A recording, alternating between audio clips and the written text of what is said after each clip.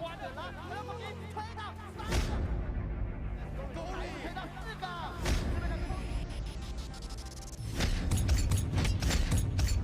又是一个2打3的画面，去碰玉了。电子助攻就要被离开一个前4，完了，后面的 Rock 看起来被打得好。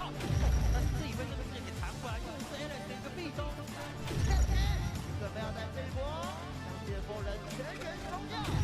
差了一个位置，又是第3个，哎呀！然后是拿了一个拉手，开始持续的追击。现在的话，要是他的 triple， 这一波手上换了一个治愈，多你一个治愈之后就被点输了。再来一个红丸的一个推，拿着出方旁边的效果把小林给推了回去。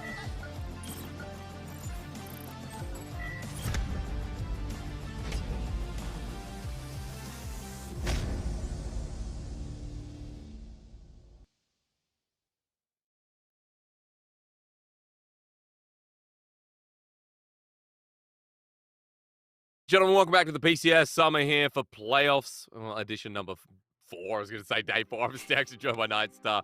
And remember, the PCS sponsored by CTBC Bank, China Airlines. And before the match starts, I want to thank Riot Games, Carry Live, and Garena for the operation of the full production. Nightstar, we just experienced Frank Esports stomping out Impunity in game number 1 in 25, almost 26 minutes. In no way was it close after some early game team fights. And Frank Esports were just able to run away with that game after what was what would you say, an easy opening? It was pretty much just like a walkthrough on campus, right? Yep. Easy goes it. There was never any threat. Yeah, for the side of Impunity, it's really going to be up to them to try and shift the calculus in any way, shape, or form. One of those is going to be them bringing in Husky Hysterics. We talk about them being the musical chairs team. It continues to go. True, yeah. Bring in someone else, see if it fixes the issue. Husky, of course, we've seen, you know, you're talking in the break, things like Galio, Silas. Yone is something I'm kind of excited to see if he pulls out. Even though it wasn't the greatest game, still there's a champion flexibility there. So, as you said, Husky joins into the roster for game number 2. And, you know, Apex in game number 1, I'm going to be real, I don't think was the issue. I think Apex on the Azir wasn't really the cause. I feel like it was Impunity putting themselves into a bad position where their draft had no early game access. And we saw them try to 5v5 with lack of damage, with so many good engage tools, but a draft that just wasn't able to play on terms with how Impunity wanted to bring the level of the game. And the other thing was, like, Apex was the only one willing to step forward and make the play. And I don't think that changes much with Husky. Sure, you can bring in something like a Silas or the Galio who can be more proactive as well. But it doesn't change the fact that no one else was willing to follow up.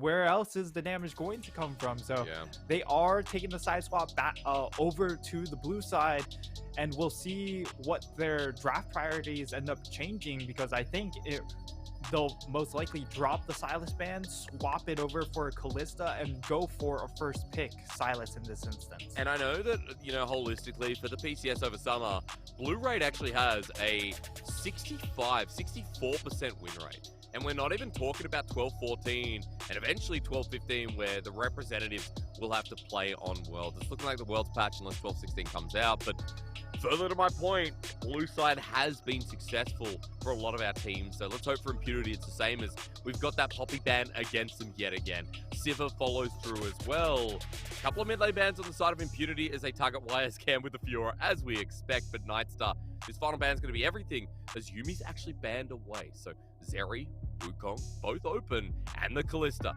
as you were talking about before. Yeah, it will be the Callista focus coming in from the side of Impunity for Frank Esports. I would prefer the Trundle because of how frustrating it is to play against Trundle as the Callista. And also, well, they have a lot of other options, right? You're always willing to just lock in the Jax for YSCam. That could always just come through here. And maybe if they don't lock it in, the side of Impunity just go, hey, we'll just deny it away from you. What's your answer to this problem?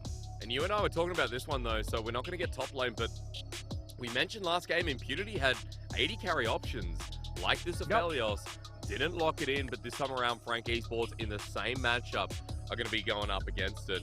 Impunity, it looks like Nightstar are going to be going that same direction with the Amumu tagged in for the bottom lane.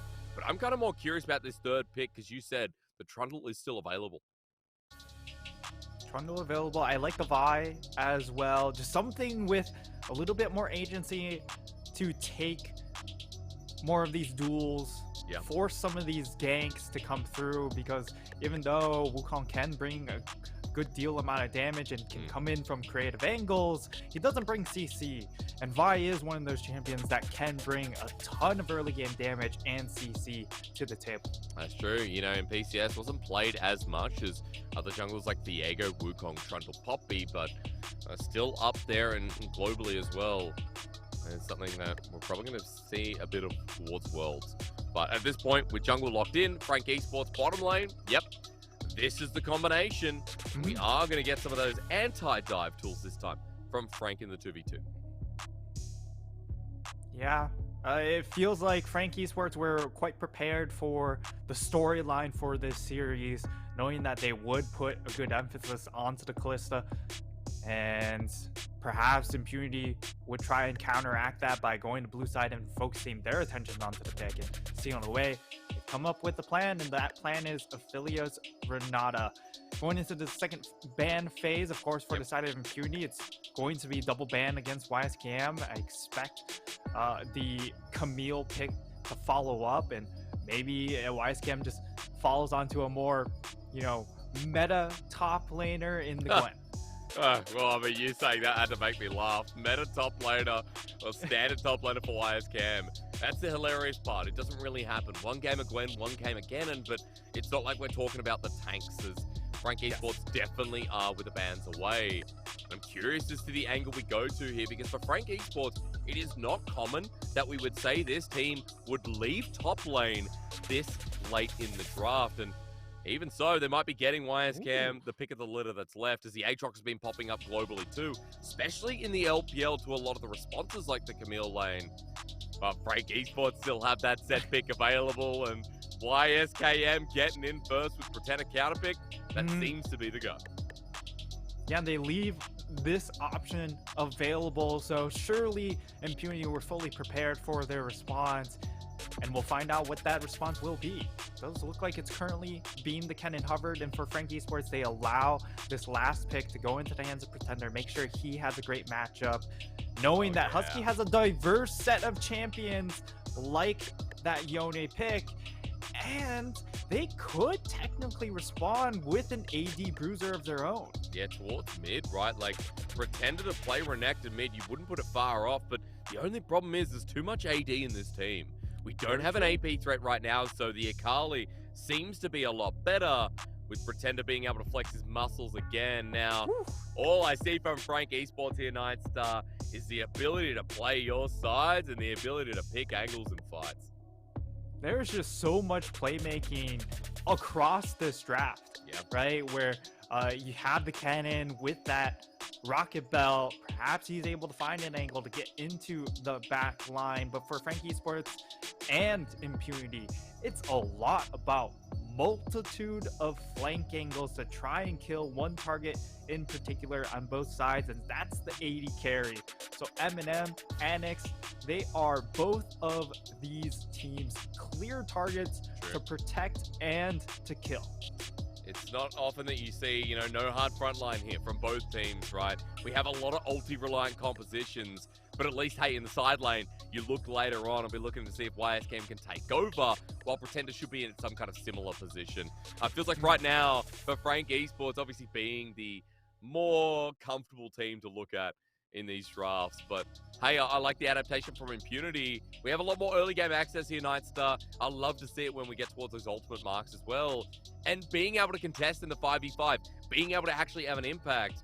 This time it ain't the Azir, the front to back like with the Virus. This time Impunity have actually built a draft that seemed to align with the identity that they brought in the first game as we enter Summoner's Rift, and we got to look at Impunity to see how they survive, because Frank Esports with a 26-minute win in game number 1. It was so dominant that for Impunity now on the blue side, they have to show us something good. Otherwise, this could just be a series that is done before it truly begins. Nightstar again. At least there's an adaptation in draft for Impunity. There's a big compositional shift coming in from the Impunity squad at the very least. Level 1, 5-man stack into this bottom bush. Does Impunity fall for it? That's the real question, and it looks like they are going elsewhere. Okay, well they were for now. I mean, Impunity, yeah, still walking in. Handshake was way too close. Houston still wants to go in. Wisecam. But, yeah, Wisecam is going to start with a hook shot, wall shot. Annex cleanses away, perfect. exhaust down. Double summoners for the cost of 1 on carries. That is a rough start. Oh my lord, what a hook shot coming in from Wisecam. Gets onto him and pushes Annex closer to Frank Esports. That was a huge knockback. And now Annex on the Kalista, who has to be more early game focused, right? Losing both your summoners. He's got to be very, very careful on when he wants to take those early game trades.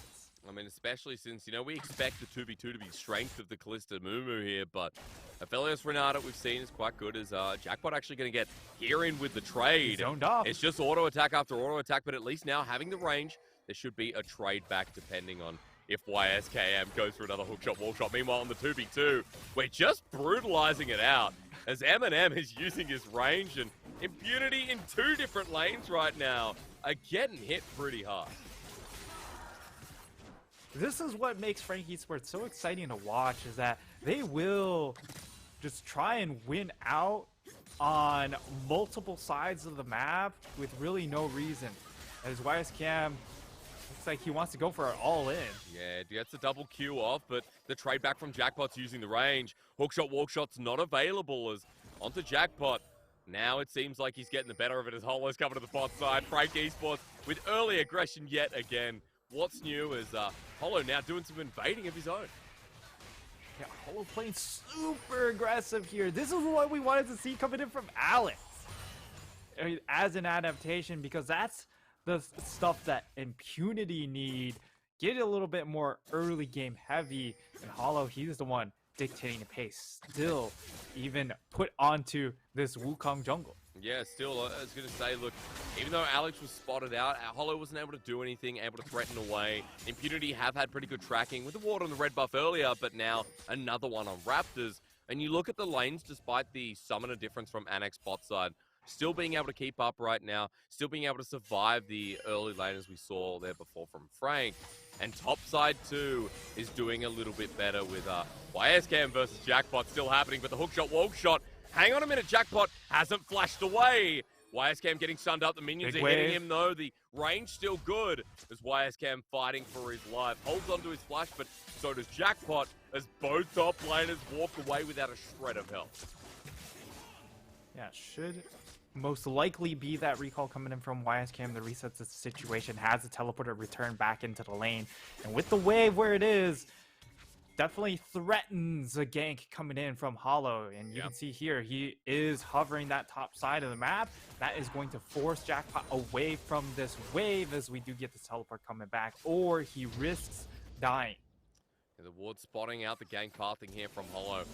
Good ward placed by Jackpot in the nick of time too. So double TP for top laners, as you said. While we look towards mid, Pretender might be caught out here. It's a good sweeping blade, but unfortunately, Husky's not able to connect. While Alex is setting up the bot lane dive, but Eminem and Kiri's could be in a bit of trouble, but Handshake's still available. We look at the 3 versus 2. Flash immediately there, but Eminem has the bailout. Impunity going dive deep as Alex with the Gravitum on top. The bailout good. Kiri trying to get his reset, but it won't work out. Annex going for the trade, the flash burn. It is a trade that will end up better. As now for Frank Esports committing to the top side, Jackpot in a lot of trouble. He's got his flash available, but there's no point burning it. Holo secures the kill, making it a 2-for-1 across the map for Frank. And this is the issue with the side of Impunity.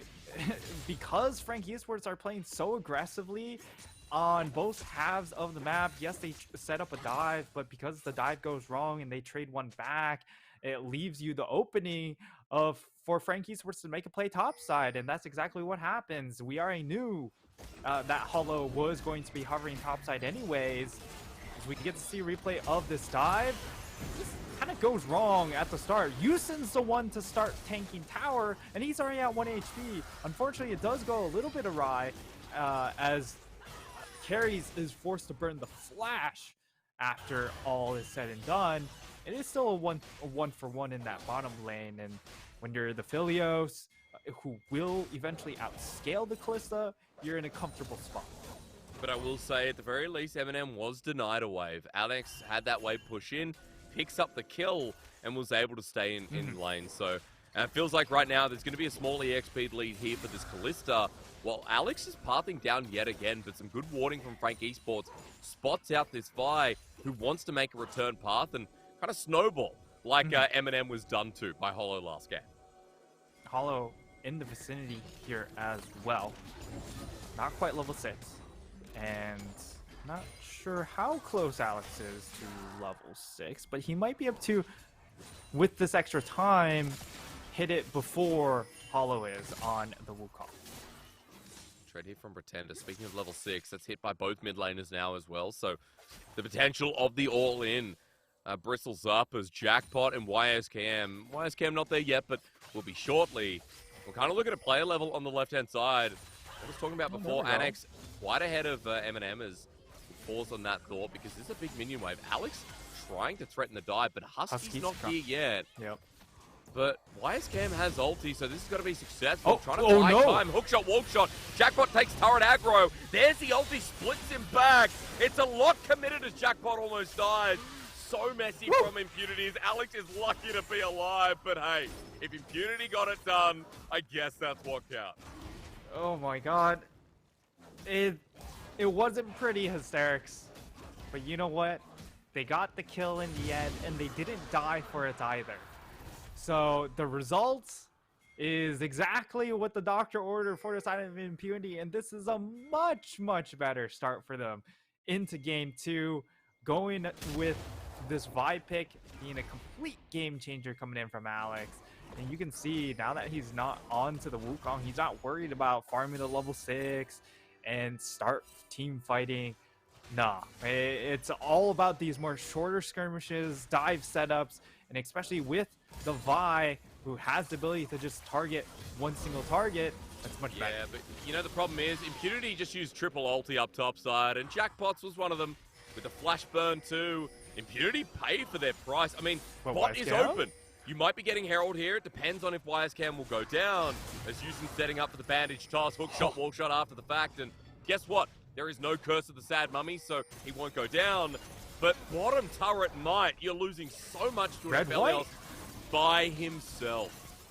Yeah, this is perfect weapons to just farm solo plate gold for Eminem. I think he got 3 to himself in that instance. That's almost 500 gold going into his back pocket, even though they throw down the Rift Herald. It's not going to match the amount of gold. And Carries even makes the rotation, so they should be able to hold on to this last plate here. YSCam doesn't have the ulti. That's what might give him a little bit more confidence. As last plate is there, as you said, still looking for first turret as Alex goes in with the ulti, but the members coming up might help Impunity. There's still no ulti on Mumu. They're trying to get this top laner. Jackpot's ulti doesn't work out. 5 members topside. Impunity may get first turret, but that's plating for Midakali. That's Eminem looking to match. What? Impunity are trying to be bloodthirsty this one, but Nightstar, it is costing so much in the process.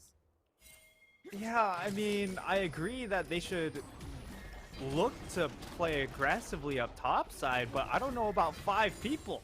Hysterics. That seems a little bit too much resources to throw into it. As a result, Eminem, he gets 4 plays to himself, even though he doesn't get that turret down at 10 minutes. It's a little bit early to be able to solo it out by yourself, especially when you're just sitting on a cull. But that's so much extra gold flowing into him. And also Pretender having extra free time in the mid lane. Yes, there's a kill difference in Husky having that extra kill, but it's still extra EXP and minions that you might get contested for that you aren't. All members sharing up in that top side in the first turret blood, by the way, as Pretender is 20 CS up over Husky. Excuse me, only 10 at the moment, as looks like Husky's caught up somewhat. He was Still able to get the level kill, which is meaningful, as now he might just be caught out as Hollow's going all on in. The fate sealed over the wall means Husky now has no ulti, but Dragon is not up anyway, so Impunity not getting too far caught out. As I wanted to say as well, you look at what Impunity did topside, it didn't help Jackpot. He's at 40 CS at 10 minutes into the game. YSCam is the one who's targeted. As Impunity going to try and double down on this one again. I don't know. Here comes the Vault Breaker at the very least. A stun up too. YSCam has the ulti. His hook shot, wall shot. Going to be followed up. The dunk down beautiful as he ulti flashes over. But with the Vault Breaker, YSCam, not sure the flash is really going to be worth it. Frank Esports at the bottom side in the meanwhile.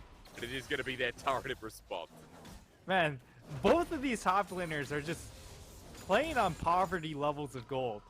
Yeah. Because they are lower CS than their junglers, and it just really shows you how much aggression is being showcased by the side of Impunity as a game changer.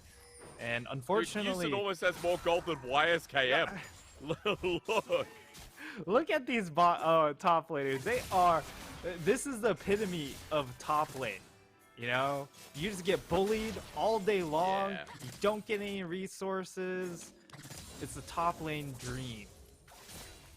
God, it's just, you know, YSCam probably getting used to it as the priority for Frank Esports.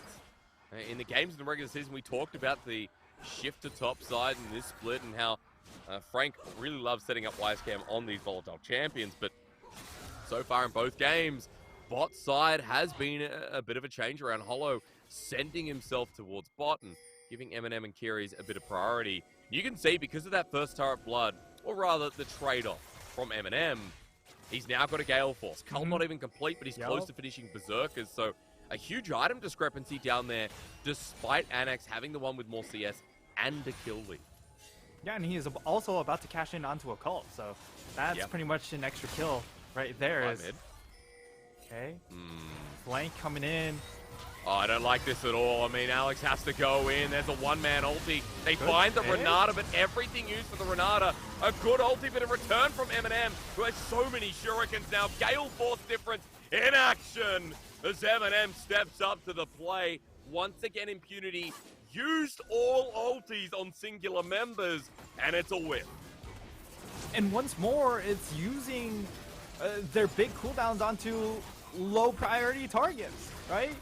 In game number 1, it was onto a subjugate Trundle. This time around, it's onto the Renata. Yes, you could say the Renata ultimate is going to have a ton of impact, but not to that degree, right? You had the option to try and kill a Akali, or maybe even the Wukong at this point in the game, right? Where he has that mythic completed, he's going to be doing a ton of damage.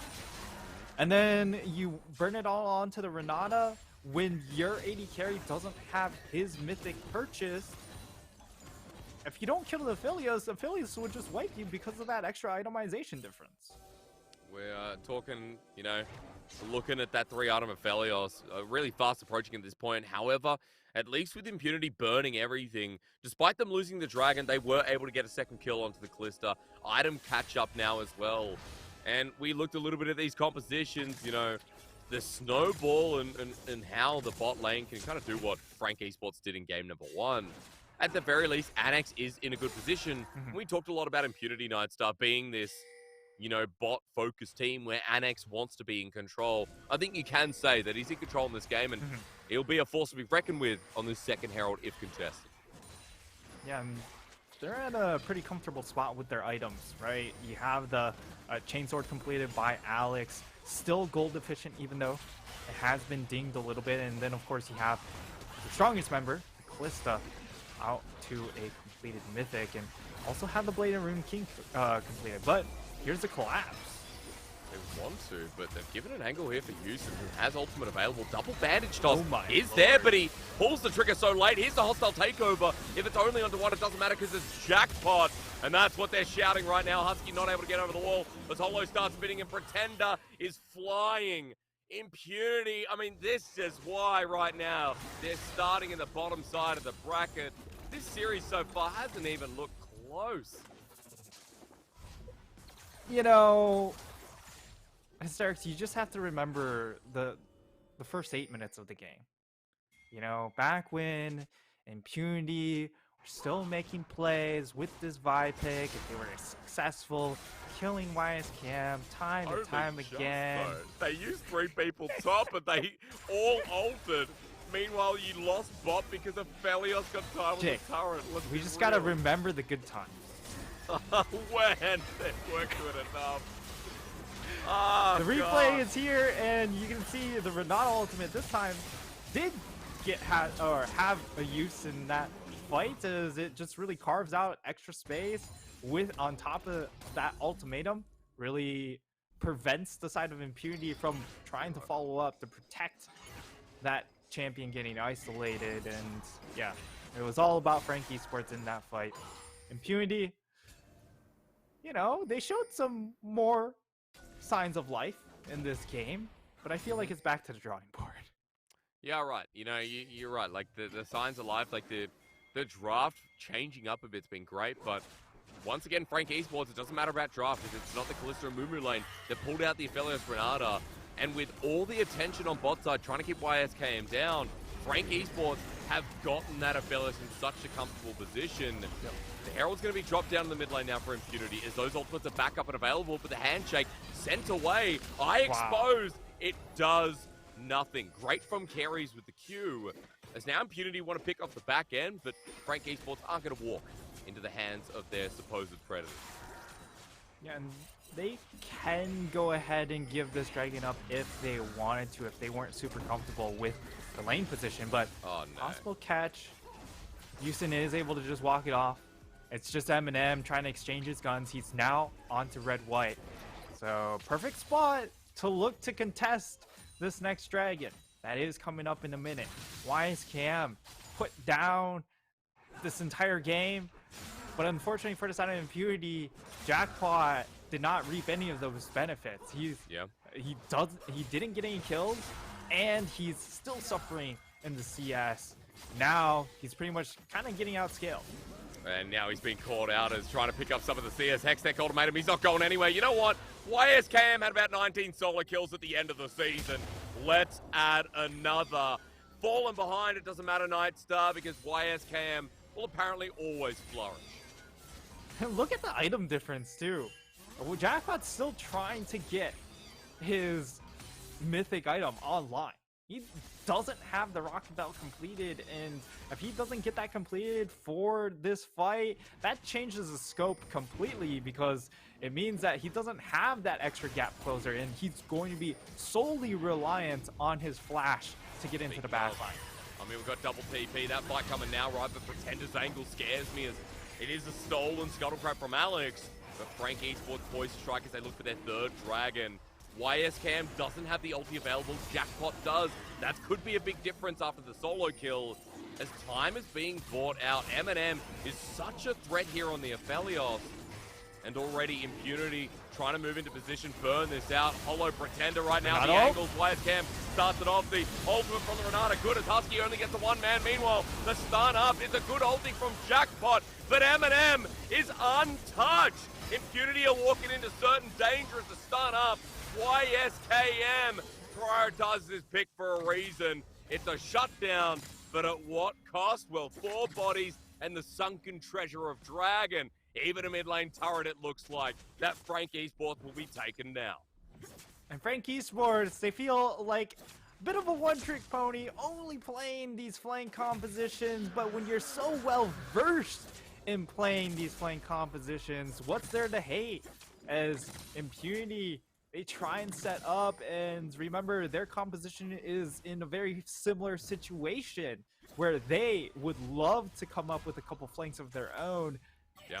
But it was Frank Esports controlling the terrain the entire time. There was no one on the side of Impunity looking to get a little bit fancy with their geography, as they're just all funneled in this one area, and they're slowly getting surrounded by all sides. The Renata ulti getting value, but you know what we see is Pretender's ulti, probably one of the best we've seen, you know, in this game. But Husky's already tried to ulti Pretender their Nightstar.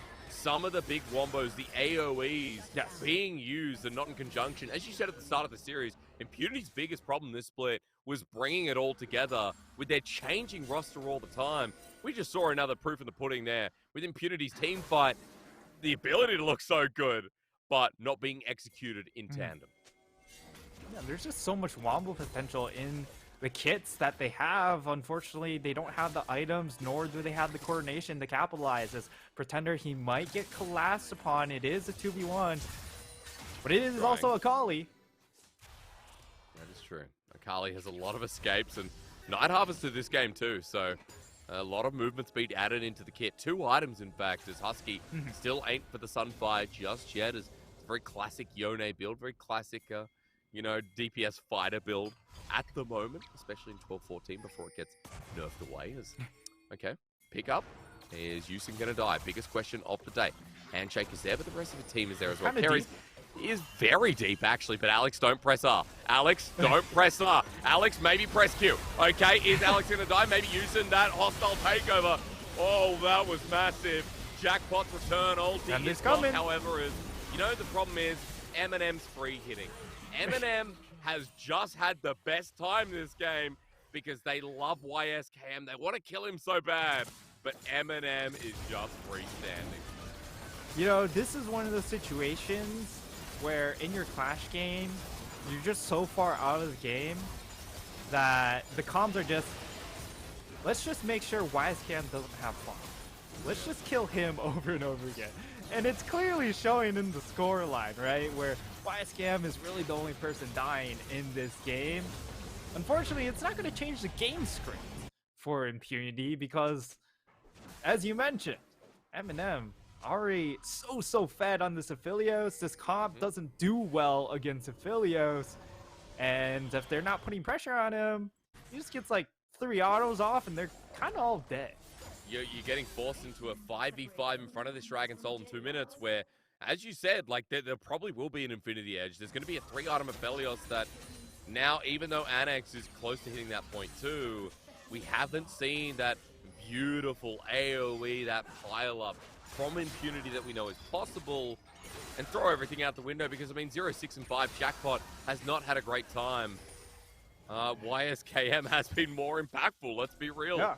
Even as the Camille, who's been bullied this game, Frank Esports with great setup, and right now it's looking like a beautiful start of the series, as this is going to be the biggest punch for Impunity to make in this game, if they want to stay alive within the realms of it too. At the very least, Asterix, we have the Mythic completed on the Jackpot, so, you know, he's doing some damage, but I feel like his ultimate's not going to come even close to just that one auto coming in from Eminem with the Calibro. God, it's, you know, it's just been such a fun game for him, truly is. Frank Esports with his Baron buff, remember, are getting so much value. It's only been a 2k play, but now bottom side turret goes down, jumps up to 2700. You look at mid-wave adding pressure with the Baron minions doing a lot of work, and Frank Esports with how deep they are, with 45 seconds to go, Nightstar, Infernal Dragon, you know, it looks so far off, let alone getting through their own jungle at this point for Impunity. They're not even going to be able to sniff the bushes around there, even though they are so scorched. Like, there's just so much they have to fight through when it comes to vision control, and now the side of Frank Esports to also get this tier 2 mid tower, so you don't have either of your tier 2s in this bottom half of the map, and Hollow on the flank, teleport coming in. Yeah, and the TP coming in as well. I mean, they know that because the Dragon is going to be a 5v5, but walking in by themselves, the flash away, Hollow's ulti grand as the Fate's Call used. They want Pretender, the hostile takeover, getting the Ken on the backside, but YSKM taking out the jungler. No Infernal for you as he flash ultis onto Jackpot, holds them in place, and that ulti coming out late won't do a thing. Husky trying his damnedest, but they might not even need the soul. Look at them storm the base with the edge of Baron play. Still have Baron. They're going to be able to push for all they want. And it's just going to be that inhib. They're going to fall back, grab themselves that Infernal Soul on the way out. And this game is pretty much done and dusted. And what looks to be a very similar time frame from game 1. funny because, you know, I experienced FTX against EDG. I experienced EDG slaughtering them. And, you know, we've got Alex here, who used to be on the FPX roster way back in the day. And, you know, in the same playoff format, it looks like both Alex and FTX will get destroyed. As we look at Pretender in the top side, he just got Infernal Soul. Can he 1v2? Jumps all in. There's the ulti as Pretender tries to get out, but it is a good run from Anax, who is still the strongest member of Impunity, to get a shutdown after Soul was the cost. And these catches are really the only saving grace for the side of Impunity right now, because they do have still solid pick execution with the ultimate coming in from the Vi and also the execute coming in from the Rend. So at the very least, they've got those to hang on to. The only issue is Frankie's were starting in a position where all they have to do is just massively group up in Deathball. And yep. Impunity, they have no answers to that Deathball because of how far behind the cannon is. Even if he finds the perfect flank, he doesn't have a stopwatch. He doesn't have the extra penetration items to actually chew through health bars that he might get a stun off, but even then, that seems pretty unlikely. I mean, what's even more unlikely is being able to get the, you know, the perfect AoE, and as you say, you know, the stun off, because you're against a Renata. Every time Impunity try and go in because of the style of their comp, Ares just presses R, and as they try and go over the wall, that's one simple trade. Wisecap just jumps in. He's going to be ultied and punished for it, but he's ulti on the return path to Jackpot. Again, hostile takeover against this comp is too deadly. Just like that, Frank Esports, in a matter of 10 seconds, take us to match point, as this one doesn't even look close. Impunity have come into the series with 2 different drafts, and 2 different times have they been destroyed by Frank Esports. Side of Frank Esports living up to their seeding as they come in and pummel Impunity back-to-back games. Going into this next game, man, they are going to have to bring some real spicy picks from the side of Impunity if they really want to change things up. Yeah. At the very least, the early game looked better. Unfortunately, it's just a synergy difference, right? Frank Esports, they've played with these same 5 players pretty much the entire split, and on the flip side, Impunity, they've played with these set of players only at like the halfway point where they got Yusin and Jackpot into the team, so it was pretty much a complete rebuild. I mean, look, you know, Impunity, you know, all the change-ups, right? Like the rebuild in this series, at least, was adding in Husky and, you know, Impunity changing up the layers of their composition. But what we saw in that one, Nightstar, was the fact that Impunity committed so hard to the top side. 5 members at some point. Eminem gets a free lane. Pretender gets plating. There's a lot of questions that need answering, because I just feel like at this point, Impunity, they've changed the draft completely. They've brought in another player, and it still looks the same. They're unable to cross-map and keep both sides afloat. Frank Esports seem to just be able to pick a side, and it's been bot both times, right? Bot has been the answer, and Impunity are trying to trade top, but I don't know. I feel like maybe they should double down. Maybe Nightstar, the answer is for them to commit bot side and try and match rather than try and trade across the map. Match fire with fire. With the draft, it seemed like they were going to do that, though, right? That's you true. Get yourself the Kalista, Mumu, this big combination. You get yourself a Vi as well. Much stronger early game jungler that can make plays happen. And they kind of threw those resources in making sure Wisecam didn't get to have fun. And what do you know? He still won the game, so I think he's pretty pleased with the result regardless. Yeah, that's true, right? Like, and I feel like when it comes to some supportive members, I feel like this series so far, Hollow has been the better jungler by far. You know, we kind of expected that coming in, but Hollow has really, as you said at the start of broadcast, stepped up to the plate. Not only in, you know, the series against CFO, but towards the end of the split, I feel like as well, we could say the same thing. And the direction in Frank Esports, the way they play their compositions, it looks so coordinated. I feel like Frank Esports are quickly becoming that team that are one of the stronger early game teams. They can really push a lead. And in this series so far, we have seen both games, once they take a lead, they push it instantly, Nightstar. Like, the next 10 minutes are hell for Impunity as they close out the game. Yeah, and this was a big change coming in from last split, because remember, WiseCam wasn't in the roster last split. It was Kurt. And while the team fights were pretty solid, the issue was, even with a lead, you were kind of playing only in 2 lanes because Kurt was more than likely just behind all the time. So it was a lot harder for them to push tempo. But now they know, like, WiseCam, even if he's put behind, he's drawing so much attention, they can all in wherever they want elsewhere on the map. And they just take all this extra free real estate time and time again. I think as we bring up the graphic from the game, or the graph, I should say, I think at this point, you know, we got to kind of start questioning what Impunity do to change it. Like, what changed from this? Because, as you said, the early game, at least there was a strategy, but everyone coming to the top side, everything in the kitchen sink thrown up, like a 5-man roam, Nightstar. Get him! That's what it took. Oh, they were so hard committed to this play, and look on the box side, they're not contesting this Affiliates, they're not contesting this Akali, and they're just giving them free waves, free EXP, while they're 5-man sharing a single wave. That's really what they get out of that. And while, hey, at the very least, Annex, he gets to his breakpoints, unfortunately there's just no team around him to really allow him to flourish on this Kalista pick. I just noticing this fight as well, like, Impunity can't decide to go in or not. You know, Houston with the bandage toss, they're all looking towards YSCam in the top side.